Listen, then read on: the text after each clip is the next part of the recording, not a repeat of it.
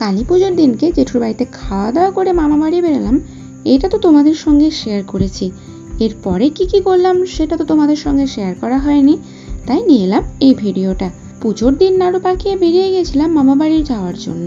তবে মামা বাড়ি পৌঁছাতে করতে হয়ে গিয়েছিল বেশ কিছুটা সন্ধ্যা, কারণ এখন তো ছোট দিনের বেলা, অল্প সময়ের মধ্যেই সন্ধ্যা নেমে আসছে। সাইকেল জার্নি করে এসে হয়ে গেছি খুবই ক্লান্ত। তার মধ্যে থেকে আমার একটি ছোট্ট ভাই আছে যে ভীষণই দুরন্ত।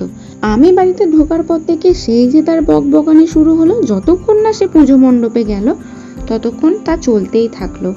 তাকে মামা এক ব্যাগ ভর্তি বোম কিনে দিয়েছে, সে এখন বসেছে সেই বোমগুলি আমাকে দেখাতে। একটি করে বোম বের করছে আর সেই বোমগুলির নাম আমাকে বলছে।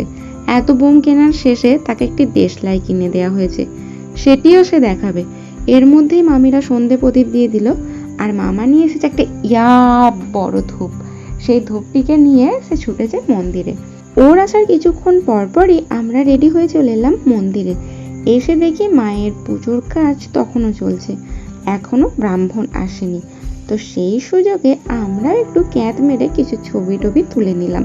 মামা বাড়ির পুজো তো ছোট হলেও আনন্দ দেয়।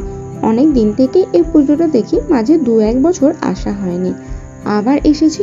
মামা বাড়িতে এই পুজোটা দেখার মেন উদ্দেশ্যই হচ্ছে সপরিবারে আনন্দ করা।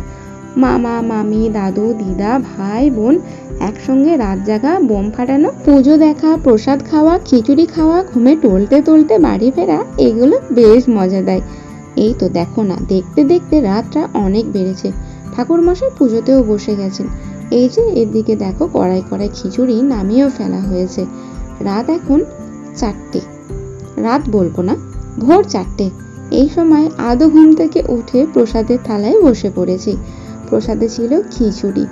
খিচুড়ি ভোগটা এত সুন্দর হয়েছিল, পুরো মুখে লেগে থাকার মতো। ভোগ দর্শন করো, কারণ ভোগ দর্শনে দুর্ভোগ কাটে।